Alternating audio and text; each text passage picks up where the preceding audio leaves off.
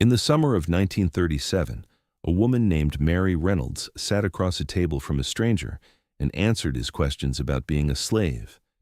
She was somewhere between 80 and 90 years old. She had been born into bondage in Louisiana. She had watched a man whipped to death.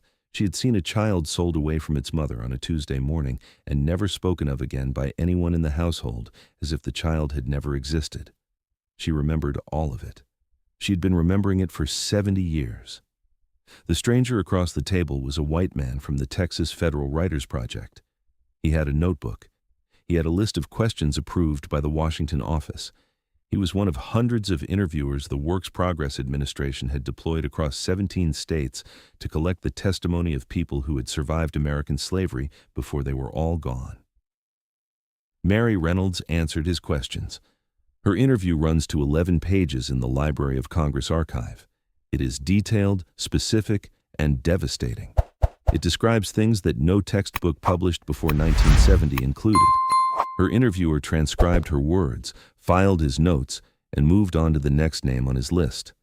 What the Library of Congress archive does not contain, what the Washington office never collected, is what Mary Reynolds said to her neighbors that evening after the white man with the notebook had gone home. We know she said something different. We know this not from speculation, but from a specific, documented research finding that took 40 years after the interviews were collected to reach publication. And that gap, between what was recorded and what was actually said, is the story the Federal Writers Project never intended to tell about itself. The project began in 1936. It was part of the New Deal, one of hundreds of programs designed to put unemployed Americans back to work during the Depression. Writers, journalists, researchers who had no other income were hired by the federal government to produce guidebooks, collect folklore, document American life in the form it actually existed. It was, by the standards of its era, a remarkable idea. The government would pay people to remember. The decision to collect testimony from formerly enslaved people came from a Washington administrator named Lawrence Reddick, one of the few black supervisors in the project's national structure. Reddick had been arguing since 1934 that the surviving witnesses to American slavery were dying, that their testimony was irreplaceable, and that no institution in the country was making any systematic effort to collect it. He was right on all three counts. He pushed the project to act. In 1936, the order came down to 17 state offices: find the survivors and record what they say. The 17 state offices then did what bureaucracies do. They assigned the work to the people they had. In the Deep South, in Alabama, Mississippi, Georgia, Arkansas, Louisiana, the states where the largest concentrations of survivors lived, the available interviewers were almost entirely white. This was not an oversight. It was the labor pool. The WPA in the South had not hired many black field workers. The project sent the people it had to the doors of the people it needed to reach. What happened at those doors is documented in the interviews themselves, if you know how to read them. A researcher named Norman Yetman spent years in the 1960s analyzing the FWP narratives for his 1970 compilation, Life Under the Peculiar Institution. He noted something in the transcripts that the original interviewers had not flagged as significant. The interviews conducted by white interviewers in the Deep South contained a specific pattern of language. Survivors described their enslavers in measured terms. They recalled hardship with careful qualification. They answered questions about punishment and abuse with phrases like, "Some were treated bad, but ours was not so cruel," and "I reckon he was a fair enough man for those times." The violence was present in the record, but it was framed. Yetman compared these interviews to the smaller set collected by black interviewers, a group that included, most significantly, the novelist and folklorist Zora Neale Hurston, who was working for the Florida office of the FWP in 1938.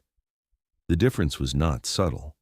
In Hurston's interviews and in the interviews conducted by the handful of other black field workers in the project, the framing was gone.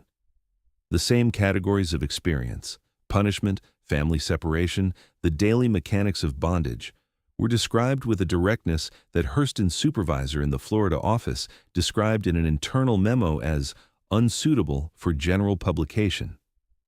That memo is in Record Group 69 at the National Archives. The supervisor's concern was not that the content was false. His concern was that the content was, in his word, raw. Hurston was removed from the project later that year. The official reason given in the personnel file was budget cuts. The Florida office's budget had indeed been reduced. Hurston was one of several people let go, but Hurston was also the interviewer whose transcripts the supervisor had flagged as unsuitable. That is also in the record. Both things are true at the same time, and the archive does not tell you which one caused the other. What the archive does tell you is what happened to the interviews after they were collected. The Library of Congress received the full collection in 1941. Approximately 2,300 narratives, over 10,000 pages of testimony, recordings on aluminum discs that captured the actual voices of people who had been born into slavery. The collection was cataloged, organized, and placed in storage. For 26 years, it sat there. No major publisher approached the collection. No university press produced a comprehensive edition. The narratives were technically available to researchers. A scholar could request access, travel to Washington, read the original typescript in the reading room. But the collection was not published, not digitized, not distributed. The people whose words filled those 10,000 pages were, many of them, still alive in the 1940s and 1950s. Some were still alive in the 1960s. They had given their testimony to the federal government. The federal government had filed it. The first comprehensive scholarly edition of the FWP slave narratives was not published until 1972, when George Roick produced a 19-volume compilation called The American Slave, a Composite Autobiography. By 1972, the last person known to have been born into American slavery, a woman named Sylvester Magee, who claimed to have been born in Mississippi around 1841, was either recently dead or in the final months of his life, depending on which historical account you follow. The dates are disputed. The window had closed either way. Here is what that timeline means in concrete terms. The Federal Writers Project collected its last interview in 1938. The Library of Congress held the collection from 1941 forward. The last confirmed survivor of American slavery died in 1971. Between the last interview and the last death, 33 years passed during which the collected testimony existed in an archive and the living witnesses existed in the country, and no institution connected the two. No one went back. No follow-up project was organized. No university dispatched researchers to find the survivors who had not been reached in 1936, 1937, and 1938. The window that Reddick had identified in 1934 as closing, the window the entire Federal Writers Project had been designed to address, closed the rest of the way while the transcript sat on shelves in Washington. And then, in 1977, a researcher named John Langston Gwaltney published a finding that reframed everything the project had produced. Gwaltney had spent years conducting his own oral history work in black communities in the American Northeast. He had noticed something in the FWP transcripts that no one had formally documented. When he could identify interviews conducted with the same individual by interviewers of different races, the content diverged in ways that followed a clear pattern. The same person, answering the same questions, gave measurably different accounts to white interviewers and black interviewers. The white interviewer interviews described slavery as harsh but survivable, enslavers as sometimes cruel but sometimes fair, the experience as something that had happened and been endured. The black interviewer interviews described the same years with rage that had not softened, with details that the Library of Congress transcripts did not contain, with an accounting of what had been taken that did not reach for balance or qualification. Gwaltney's conclusion, documented in Dry Longso, a self-portrait of Black America, published in 1980, was not that the FWP interviewees had lied to their white interviewers.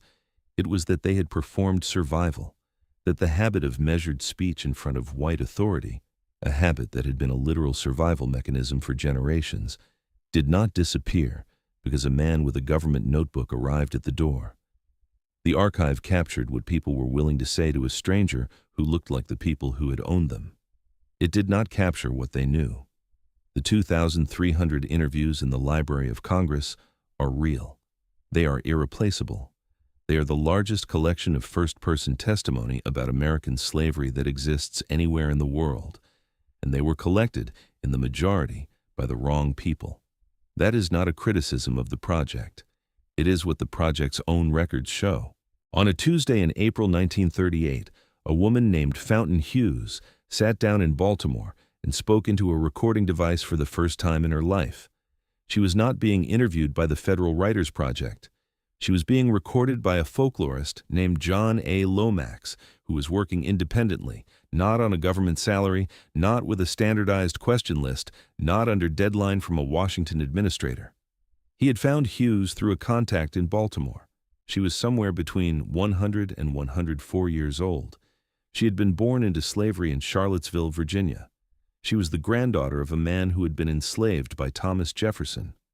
The recordings Lomax made of Fountain Hughes that April are in the Library of Congress American Folklife Center. They run to approximately an hour. They are among the most significant documents in American oral history, and they were not made by the Federal Writers Project. This matters because of what Hughes says on those recordings and how she says it. Lomax was a white man from Texas. Hughes knew this. She was not speaking to a black interviewer. She was not speaking in the conditions that Gwaltney's research would later identify as producing more complete testimony. She was speaking to a white man with a recording device, alone in a room in Baltimore in 1938. And she said this: "I wouldn't want to go back to no slavery.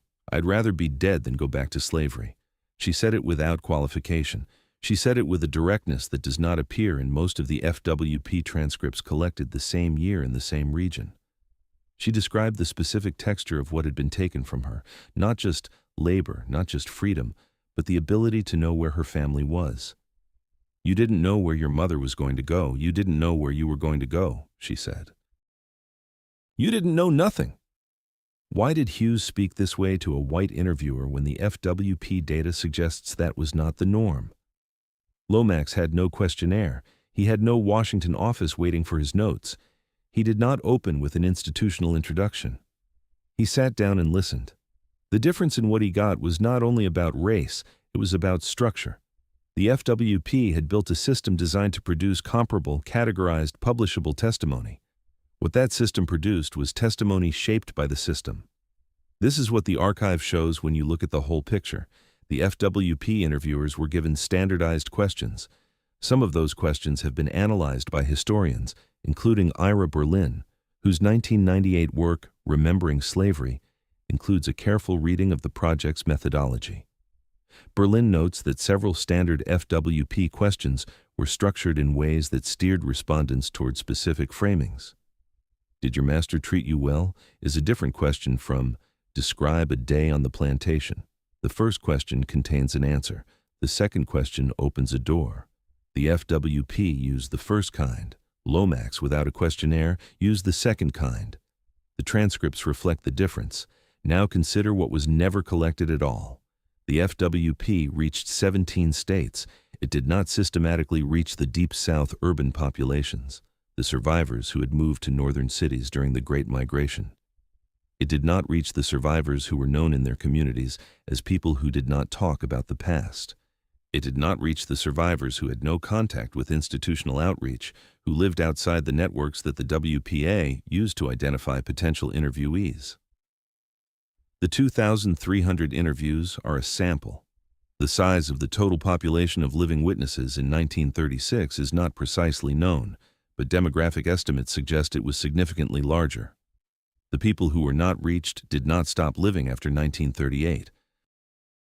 They continued to exist in their communities, carrying what they carried.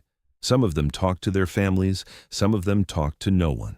Some of them were still alive when the Civil Rights Act was signed in 1964, when Martin Luther King was assassinated in 1968, when Neil Armstrong walked on the moon in 1969.